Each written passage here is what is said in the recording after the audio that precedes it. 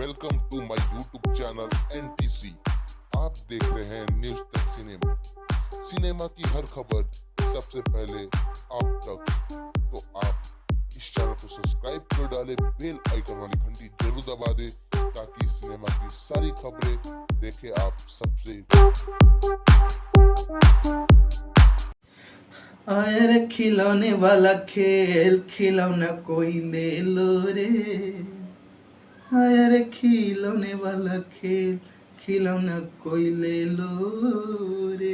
तो नमस्कार भाई लोग, हम बानी अंकुश आजाद और वहाँ लोग सोचत हम कि भाई बेरा मोहम्मद रफ़ी के गाना गा रहा आवत आया रे खिलौने वाला खेल खिलौना कोई ले लो रे। हाँ तो भाई खिलौना आ चुकल बा, कहाँ आइल बा हम आप लोगों के बताएं। तो चलिए भैया, आप लोगों के बहुत बहुत स्वागत बा न्यूज तक सिनेमा पर। और भाई जी भी चैनल पर नया बना तो चैनल को सब्सक्राइब कर डालो और बेल आइकन वाली घंटी दबा दो ताकि ओके हर खबर मिलल करो। चलिए भाई हम बताएं कि आज कौन फिल्म पर हमने के चर्चा कर ली।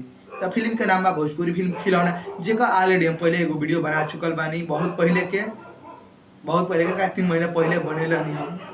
तो भाई कहाँ वीडियो बनाता है तो भाई फिल्मिया के जो ट्रेलर के रिव्यू करनी, ये फिल्मिया आप लोगों के बीच बहुत जल्दी आ रहा बा। भाई कहाँ आई सब कुछ बताई। चलो का पहले हमने बता दी कि फिल्मिया में के बा।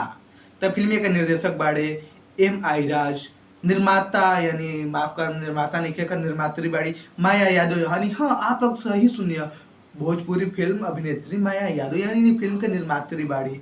और फिल्म के लेखक बाड़े एस.के. चौहान, संगीत दिले बाड़े शिशिर पांडे, गीत लिखे बाड़े बीना बिहारी, शिशिर पांडे, संतोष पुरी जी। कोरियोग्राफी के बारे में बात करिए मतलब डांस मास्टर बाड़े विवेक थापा जी, छायांकन के बाड़े मतलब कैमरामैन बाड़े D.K. शर्मा जी, फिल्म में आवाज दिले बा अपन प्रियंका सिंह, आलोक कुमार, पामेल झा, खुशबू जैन और शिल्पी राज। अब ये फिल्म में आपके स्टार कास्ट के रूप में नजर आ रहा बड़ी माया यादव, काजल यादव यानी माँ बेटी दोनों यानी नजर आ रहे बड़े लोग। भाई फिल्म में भी नेपोटिज्म दिख रहा बा। दाल में कुछ काला है भाई, क्या काला है हम बताएंगे थोड़ा वेट कीजिए, थोड़ा इंतजार का मजा लीजिए। चलिए राजकुमार, हीरा लाल यादव, निशा सिंह, रणजीत सिंह, गोपाल चौहान, रश्मि शर्मा इत्यादि कलाकार ये फिल्म में नजर आई हैं। भाई ये फिल्मिया बता देते नहीं कहा बताओ मनी है कर। ये फिल्मिया 27 जून सुबह 27 जून सुबह शुक्र 7:00 मतलब सुबह 7 बजे 27 जून के दिने 27 जून के रिलीज हुई।